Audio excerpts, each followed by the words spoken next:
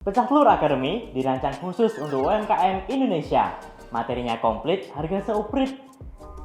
Untuk info lebih lanjut silahkan hubungi nomor yang ada di bawah ini atau silahkan klik subscribe dan juga klik tombol join atau gabung yang ada di channel Pecah Telur. Gimana Mas? Sudah aman?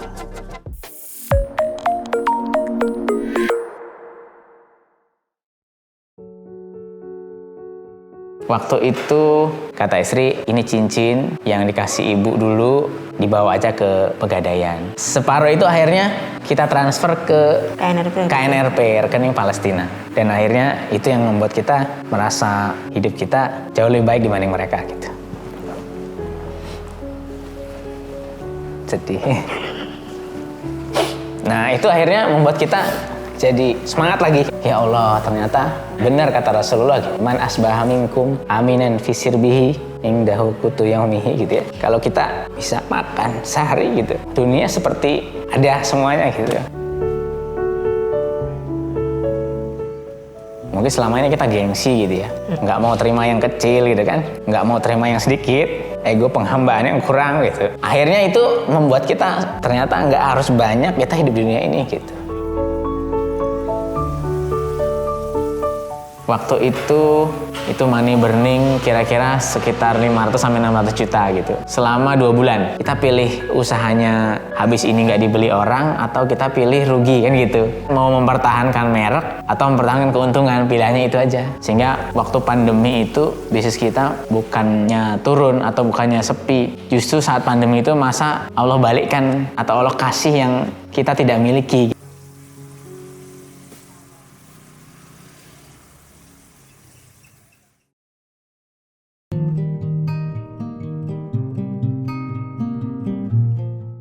Assalamualaikum warahmatullahi wabarakatuh. Perkenalkan, nama saya Syahroni, tinggal di Tangerang, dan ini istri saya Trisundari. Ya. Usahanya ayam goreng merek The Presto. Lokasi usahanya ada di Perumahan Daru Indah, Blok N nomor 39. 2013, waktu itu saya pulang ke kampung istri saya. Kepikiran kayaknya kalau jualan fried chicken bisa nih. Jadi kita mulai itu semuanya dengan bahan yang real, bener-bener gitu. Misalnya kayak bubuk bawang putih itu kita ngoven sendiri bawang putihnya gitu, baru dibikin bubuk cabenya. Jadi semua itu dari bahan-bahan yang aslinya. Karena memang kondisinya di Pontianak ya, kita awal pertama itu kan di Pontianak itu sulit ya mencari bahan-bahan itu. Ya, alhamdulillah waktu itu kita udah dapat formulasi yang cukup enak lah ya, yang cukup disukai. Kita awalnya itu tadinya sambil menunggu beasiswa S2 suami sebenarnya. Makanya ya sambil nunggu beasiswanya keluar, kita dagang. Lulus S1 di IPB, pulang ke kampung mertua, itu gimana caranya tetap bisa makan kan gitu. Kenapa? Karena kerja waktu itu di Pontianak UMR-nya ya nggak masuk. Kita ngerasa mungkin pertama kerja Jabodetabek pindah ke Pontianak, begitu dapat gaji di bawah 1 juta itu berat gitu. Kayak kita pikir kalau dagang masih bisa tuh gitu. Di situ kita pertama kali coba. Ada kisah begini. Waktu pertama kali mau jualan itu saya itu nyari gerobak bekas. Nah pas saya lewat di pinggir jalan ada orang itu gerobaknya nggak dipakai. Lalu saya datang ke rumahnya ya, ketuk assalamualaikum, itu langsung to the point nanya, Pak mohon maaf gerobaknya dijual nggak gitu. Kata dia, wah nggak boleh, ini nggak boleh dijual, punya anak saya. Tapi kalau mau dipakai silakan aja. Wah benar-benar ini memang ini yang diharapkan sebenarnya ya.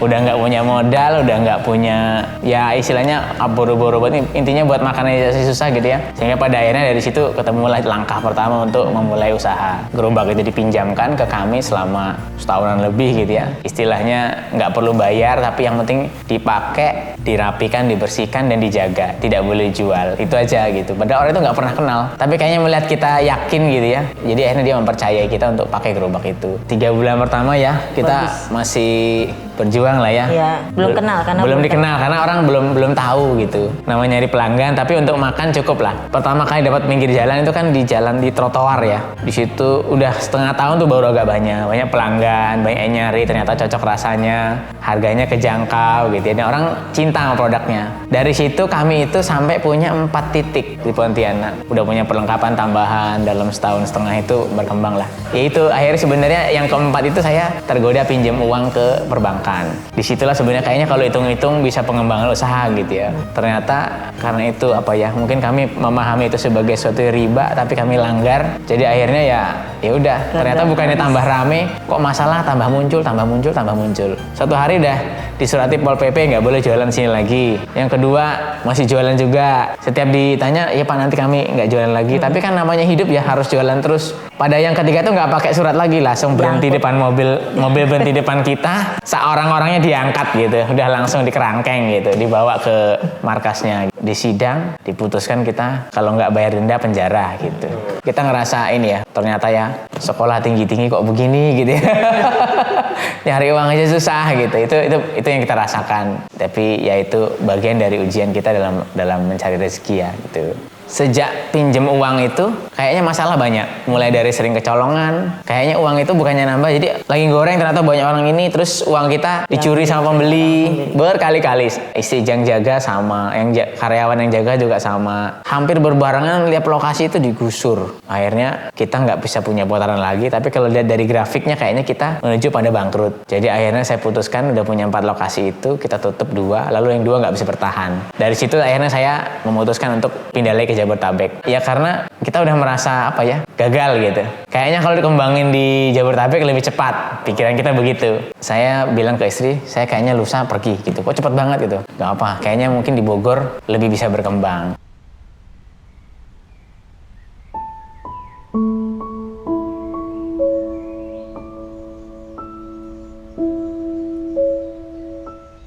Saya kan sekolah di IPB, ibaratnya pernah jadi mahasiswa berprestasi ya. Banyak teman, banyak ini. Terus situasinya ketika bangkrut itu ya hopeless. Kayak kalau udah bangkrut pasti ngerasa nggak mau ketemu orang, nggak pede, nggak berarti seperti dunia ini sempit gitu. Itu dunia itu serasa gelap. Lalu kita sampai pada suatu hari di mana nggak bisa makan. Waktu mau nyentong nasi tinggal secentong dan kita lihat makanan yang lain sudah nggak ada. Itu zuhur ya. Zuhur kita mau makan kok nggak ada makan, tinggal secentong lagi. Disitulah kami berasa betapa ternyata kita itu tidak bisa apa-apa tanpa Allah kasih apapun gitu. Pas nyentong makan lalu istri bilang tinggal 1 lagi cincin terakhir gitu kan dikasih sama ibu. Yang dikasih waktu lamaran istri dulu itu masih tersisa 1. Kata beliau gini, kata istri gini, ini terakhir kata istri sambil bersedih gitu ya, sambil nangis gitu ya. Kata istri, ini cincin yang dikasih ibu dulu, dibawa aja ke Pegadaian. Mungkin selama ini kita kurang berkorban, kurang bersyukur gitu ya. Itu dengan sedih, dengan nangis gitu ya. Kita sampai pada saat itu gitu ya, mau makan susah gitu. Dibawa, nanti katanya gadaikan ke Pegadaian. Setelah dapat uang, separuhnya kirimkan pada mereka yang tidak bisa makan.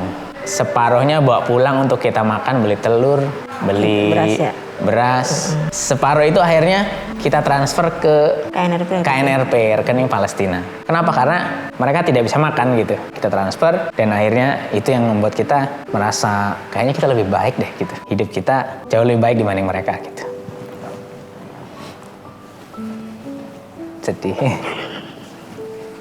Nah, itu akhirnya membuat kita jadi semangat lagi. Ya Allah, ternyata benar kata Rasulullah gini. Barang siapa, hadisnya begini, man asbaha minkum aminan fi sirbihi indahu qutu yaumihi gitu ya. Kalau kita bisa makan sehari gitu, dunia seperti ada semuanya gitu. Itu yang akhirnya membuat kita semangat lagi. Dan itu ketemulah pikiran akhirnya, wah cerah lagi, wah kita harus kerja lagi. Semangat lagi berteman, semangat lagi kumpul gitu ya. Pede lagi. Nah, dari situ karena pertemanan direkomendasikan kerja. Udah kerja aja. Kenapa? Karena yang penting dapurnya ngebul ya. Mungkin selama ini kita gengsi gitu ya. Nggak mau terima yang kecil gitu kan. Nggak mau terima yang sedikit. Ya ego masih ego penghambaan yang kurang gitu. Akhirnya itu membuat kita ternyata nggak harus banyak kita hidup di dunia ini gitu. Cukup dengan kita bisa makan, kita juga bisa survive. Kerjalah kami di satu peternakan dan di situ saya mulai menikmati pekerjaan saya. 1 bulan berjalan di Tangerang, setiap hari itu ada yang nanya, Mas ada kerjaan nggak? Nanya lagi ya, kita akhirnya ternyata ada banyak orang yang tidak bisa kerja. Karena kerja di peternakan orang taunya kita dokter hewan gitu ya. Padahal bidang saya sebenarnya perikanan dan kelautan gitu. Dari situ, oh iya kita kan bisa bikin ayam goreng ya. Kita pernah bangkrut. Padahal waktu itu kita udah nggak pernah, udah stop lah kayaknya, udah stop aja usaha itu karena kayaknya kayaknya nggak kuat lagi untuk bangkit. Nah dari situ akhirnya kita coba lagi deh. Kenapa? Niatnya gini, kita kalau ini dibikin lagi mungkin buat dia bisa hidup nih gitu, karena orang itu kan butuh pekerjaan. Tapi kita nggak punya gerobak. Bahkan gini, gerobak pertama itu kita beli waktu itu bekas merek orang lain, dapat uang karena THR dari kantor gitu ya, yang mungkin nilainya alhamdulillah ya cukup lah ya untuk beli gerobak gitu. Padahal sebelumnya istri itu dalam waktu bulan-bulan itu sebenarnya minta kasur. Dibayang anak 2 tidur di kontrakan nggak punya kasur gitu ya. Tapi saya kepikiran kok kayaknya bisa beli gerobak gitu antara 2 tuh. Tanpa bilang istri, saya akhirnya memutuskan beli gerobak karena orang yang jual gerobak pun butuh uang karena ibunya masuk rumah sakit gitu. Harga 1,5 juta rupiah itu sampai diantar ke sini. Tadinya nggak mau tapi karena dia butuh duit, wis mas saya antar aja. Yang penting dibeli ya, jangan ngobohong ya. Iya saya cuma segini. Memang cuma punya uang 1,5 juta ketika itu. Tak beli, walaupun pada akhirnya saya harus menuai kemarahan istri. Kenapa? Karena orang butuhnya kasur malah beli gerobak gitu ya. Jadi itu tuh pertama kali mulai tuh bingung gitu ya. Suatu cerita yang mungkin kalau diulang kita nggak mau kan gitu. Tetapi itu yang kita rasakan gitu pertama kali mulai jualan ayam goreng lagi gitu. Dan akhirnya alhamdulillah ya mungkin takdir qadarullah kita akhirnya jualan lagi gerobak pertama buat orang itu yang nganggur. Kita bukakan lokasinya dan alhamdulillah dari situ mungkin walaupun menemukan kesulitan tapi sampai sekarang alhamdulillah bertumbuh ya sampai dengan hari ini.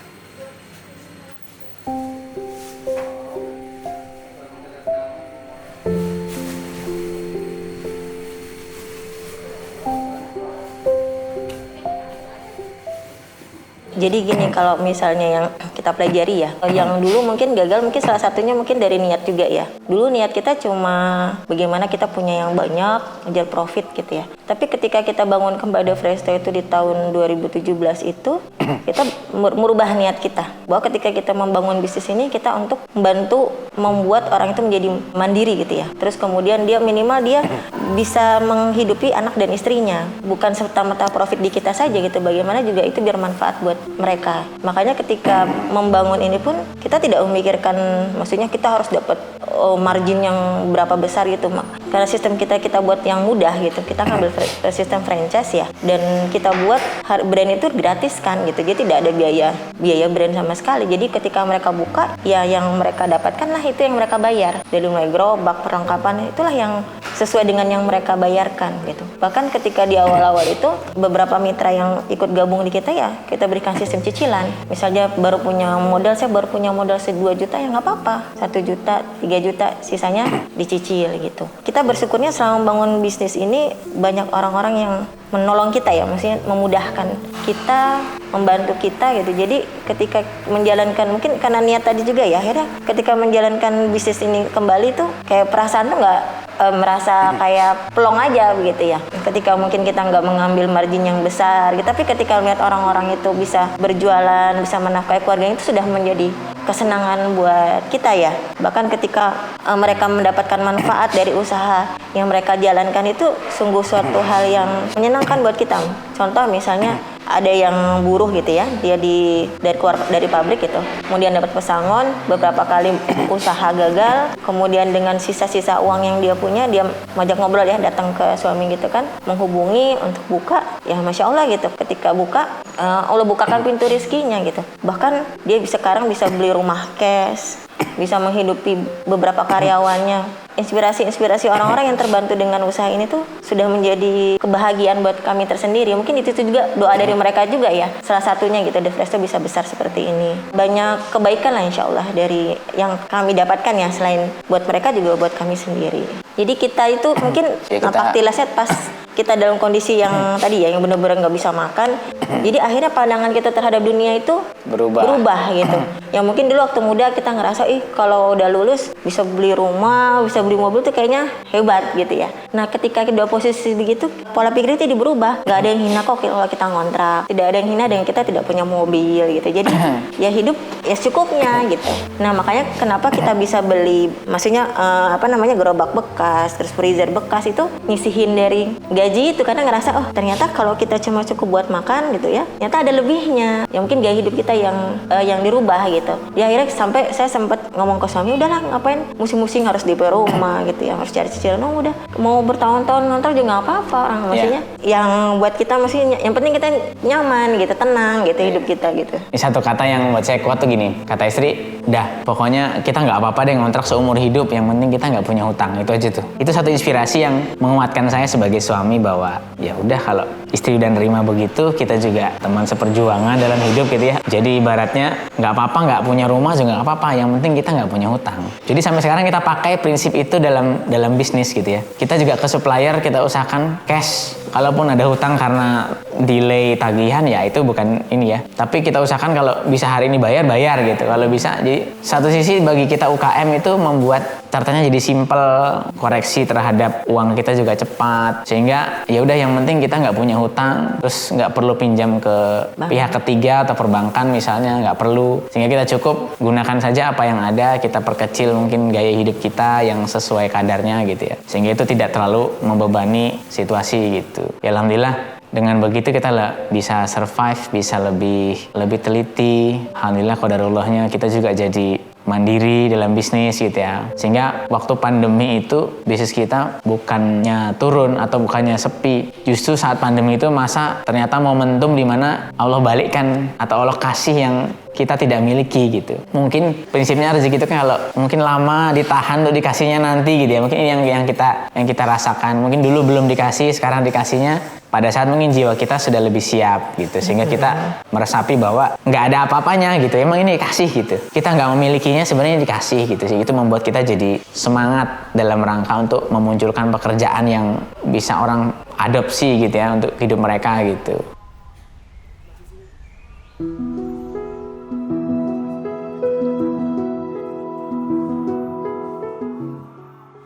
Sekarang itu record kita itu 2100-an ya. Total jumlah mitra total jumlah titik yang dibuka 2100-an. Tapi jumlah mitranya nggak nyampe segitu. Kenapa? Karena tiap mitra itu bisa buka 2, 3, bahkan ada yang punya belasan gitu. Bahkan ada yang mengolah sampai 20 titik gitu. Itu akhirnya mereka ya berhasil. Ada yang kisahnya dulu mereka itu cuma jadi seorang penjaga jualan balon gitu ya. Karena lihat kita jualan, dia terinspirasi, akhirnya ikut kita gitu. Karena asal muasalnya bisnis ini dibuat buat mereka yang nggak punya kerjaan, awal-awal pun begitu.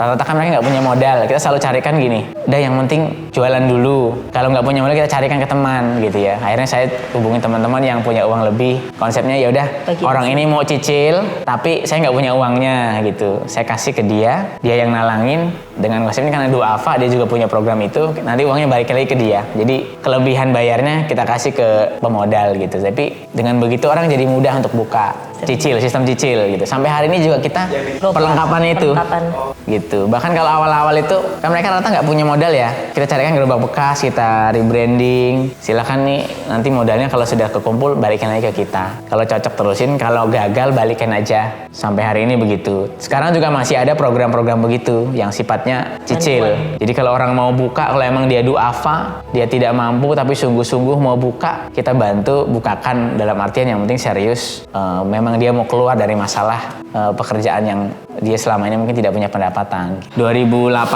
tuh baru mulai ada sekitar belasan orang baru mulai tahu. Itu rata-rata kita pinjami dulu gerobaknya, cicil. Kita cicilkan, jadi kita punya uang sisihkan, dicicil lagi gitu ya, terus begitu. 2019 itu baru menginjak angka di 40-50-an. Masih lama itu, orang belum trust gitu. Orang masih pengen tapi jauh-jauh nggak kita urusi. Ya? Saya masih kerja sampai 2019 awal. 2019 udah mulai fokus. Nah, sampai 2020 itu kecapai di 200 titik, hampir 200 titik gitu ya. Pas 2020 pandemi, itu situasi yang orang banyak kehilangan pekerjaan, terutama karyawan pabrik. Itu mereka PHK, pokoknya bingung lah mau kemana. Waktu itu merek The Fresto itu pada posisi mungkin sudah cukup dikenal di Tangerang, sehingga orang banyak nanya itu. Memang kita nggak ada website ya, baru ada sekarang ya. Website tuh nggak pakai, iklan juga kita nggak ngerti caranya. Cuma memang rata-rata orang buka itu karena dari orang ke orang, sama kemasan lah ya, sama kemasan gitu. Tahun 2020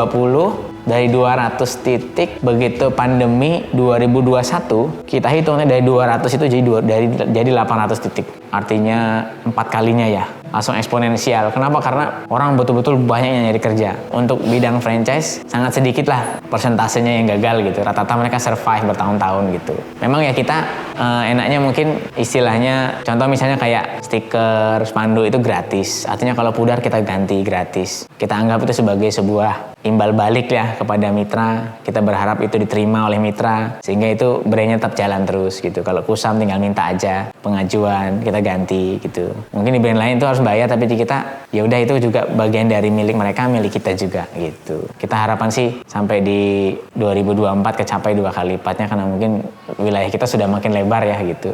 Harapannya dengan begitu banyak orang yang tambah bisa bekerja. Memang rata-rata yang kontak kita mereka yang jobless ya gitu. Ya sesuai dengan niat awal, harapannya ini menjadi amal soleh gitu. Kita berusaha, usaha ini kan, kerja itu kan waktu yang sangat panjang. Kalau kita niatkan untuk amal soleh, mudah-mudahan itu menjadi sebuah ibadah untuk kita gitu.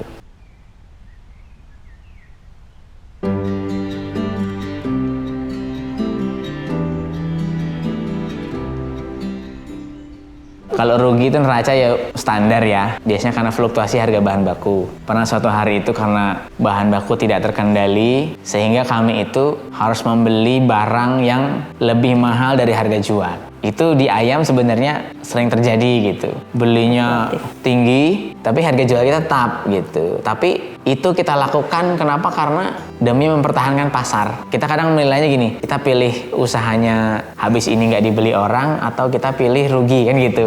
Kalau kata mentor, ya sebenarnya ya tinggal pilih aja, putuskan mau mempertahankan merek atau mempertahankan keuntungan, pilihannya itu aja. Terus saya jawab, pilihannya mempertahankan merek. Ya udah, lakukan. Sehingga putusan saya ketika itu memilih untuk money burning lah ya. Ibaratnya uang itu dikorbankan, tabungan kita keluarkan untuk mempertahankan supaya mitra di bawah tidak mengalami kenaikan harga gitu. Ya alhamdulillah kita sama 2-3 tahun terakhir ini juga tidak ada fluktuasi harga ya, flat, dan alhamdulillah itu masih segitu aja harganya gitu. Harapannya ya sampai 3 tahun ke depan kita masih bertahan di harga yang sama. Waktu itu money burning kira-kira sekitar 500-600 juta gitu selama 2 bulan untuk mempertahankan harga supaya tetap stabil.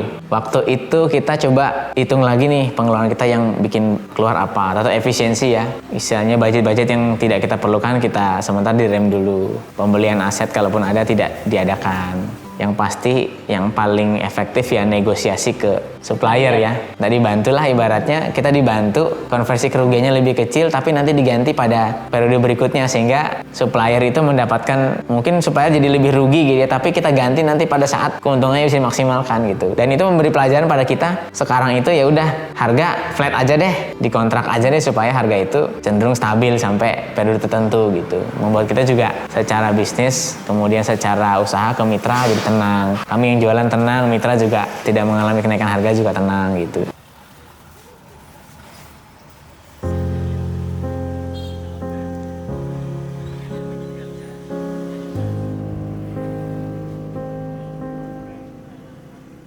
Ya alhamdulillah, karena Allah kasih kita ilmu gitu ya. Mungkin karena itulah, karena Allah kasih kita ilmu jadi kita bisa berpikir lebih banyak. Kemudian kita selalu mengatakan semua ini nggak ada bagian kita gitu ya. Bagian kami hanya 0%, tidak ada satupun usaha kita. Kita hanya dititipi ilmu, dititipi wawasan, dititipi kekuatan, usia muda. Ya sekarang usia kita 36 tahun.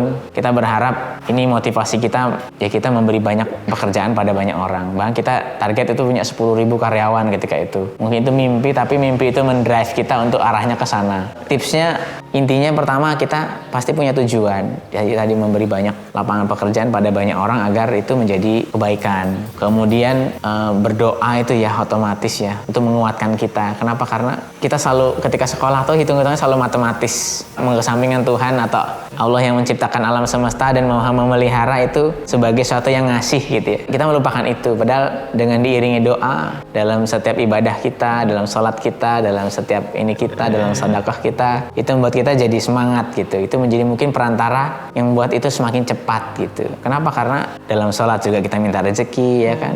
Kemudian doa orang tua juga otomatis itu menjadi penguat. Karena doa orang tua lah kita jadi ini. Ya sebenarnya bagi teman-teman UKM juga salah satunya tadi adalah mengoptimalkan modal ya, menjaga gaya hidup. Kemudian kenapa? Karena gaya hidup pertemanan ini mungkin berpengaruh gitu.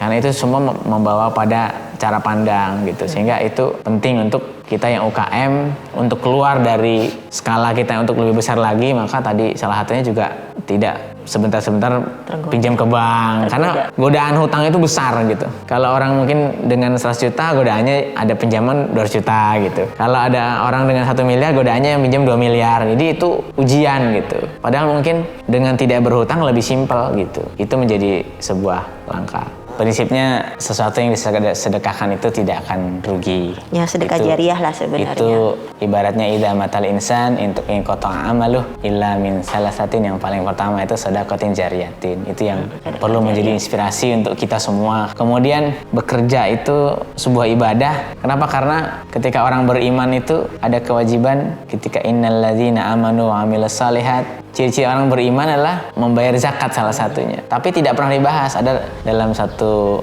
materi sebenarnya saya dengar bahwa sesuatu yang tidak disebut bisa jadi lebih penting kan gitu. Contoh misalnya wala taqul lahuma uffin. Boleh ngomong saja nggak boleh gitu ke orang tua. Apalagi kalau misalnya gimana kalau mukul, lebih nggak boleh lagi gitu. Ini kita diperintahkan untuk bersedekah, berinfak itu kan dengan harta. Jadi bekerjanya bagaimana? Mungkin bobotnya lebih penting lagi gitu secara makna gitu. Sehingga kita melihat bekerja itu menjadi sesuatu yang bebannya penting, tingkat kepentingannya bagi kita sebagai hamba Allah untuk lebih keras lagi dalam mencarinya, dalam rangka untuk menuju infak tadi gitu. Itu yang perlu kita cari. Jadi bekerja itu semangatnya ke situ arahnya, sehingga arah kita ibadah gitu. Kita berharap bahwa itu menjadi prinsip kita dan seterusnya gitu sampai kita bertemu dengan Allah Subhanahu Wa Taala. Kalau duniawinya apa ya? Ya kita pengen banyak hal yang bisa kita kerjakan dengan apa yang kita miliki. Kita juga pengen membangun lembaga pendidikan untuk generasi, pengen membangun lembaga training untuk anak-anak muda gitu. Itu kita cita-citakan gitu. Sehingga itu menjadi motivasi kita dalam bekerja.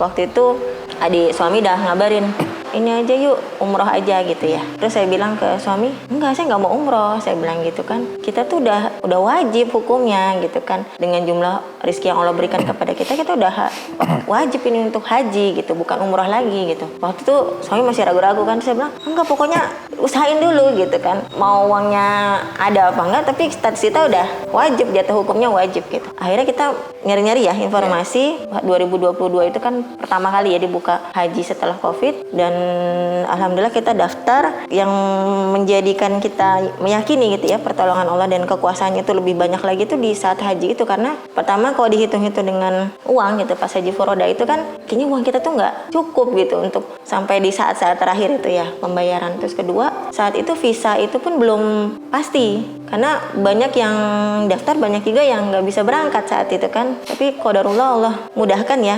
Yang pertama keluar visa itu suami saya. Jadi kita udah datang bareng ngumpul di travel itu ya. Visa saya belum keluar. Visa suami udah keluar. Kita sudah disuruh pulang lagi untuk nunggu kepastian besok punya saya keluar apa enggak. Sampai saya akhirnya mempasrahkan diri bahwa ya sudahlah, kalau misalnya memang saya nggak keluar gitu ya, ya Allah suami saya berangkat sendiri aja gitu. Mau malamnya kita berdoa aja tuh di hotel itu ya, sebelum besoknya lagi kumpul itu saya berdoa aja tuh. Sampai saya udahlah nih di rekening ada uang nih, cuma sisa uang itu kan, sisanya udah ditransfer semua buat melunasi. Saya sedekahkan waktu itu ya. Alhamdulillah jam 10 apa jam 11 ya dapat jawaban, visa saya keluar. Jadi Masya Allah gitu ya. Haji itu kan panggilan ya. Tidak bisa kita mengatakan karena punya uang bisa berangkat atau tidak punya uang tidak bisa berangkat, karena memang sudah panggilan. Dia menjadi sarana untuk Allah mudahkan untuk berangkat gitu. Memang dulu kita cita-citanya memang pengen berangkat haji sebelum 40 tahun. Jadi mungkin karena itu juga jadi gampang kali ya usahanya seperti itu. Iya. Itu hadiah yang benar-benar besar yang Allah berikan kepada kita gitu. Benar Allah panggil ke sana. Bahkan di sana kita tidak merasa ada beban ya. Maksudnya yang saat yang lain-lainnya pada mempermasalahkan fasilitas gitu ya. Tapi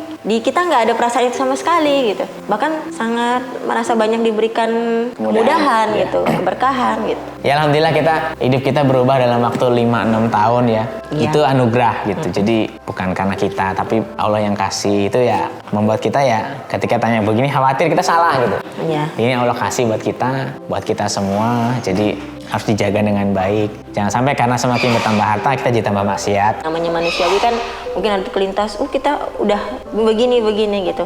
Karena kita saling sharing itu kadang suami juga ngingetin, sebenarnya punya Allah gitu kan, nggak perlu kita sombong gitu. Kalau misalnya hari ini Allah mau ambil semuanya itu mudah gitu, mau dibuat sebangkrut-bangkrutnya itu mudah gitu. Tinggal bagaimana kita menyiapkan diri kita gitu. Ketika Allah qadarullah Allah ambil semuanya, kita sanggup nggak bertahan gitu kan. Jadi dari sekarang sudah mulai menyiapkan hati sebenarnya ya. Maksudnya ya itu kan punya kita Bang. Jadi nggak perlu merasa bahwa ketika ini diambil kehilangan banget gitu ya. Karena memang ya bukan punya kita. Jadi yang selalu kita untuk menjaga diri kita ya sebenarnya itu diingatkan lagi hal seperti itu. Jadi mencegah sifat sombong itu sendiri gitu ya. Namanya manusiawi ya, kadang ada rasanya kita merasa lebih dari orang lain. Selain menghindari perbankan, kita menahan diri membeli barang-barang yang tidak terlalu penting sebenarnya ya. Misalnya kan kadang godaan suami itu mobil ya. Nah, mobil yang mahal itu ditahan.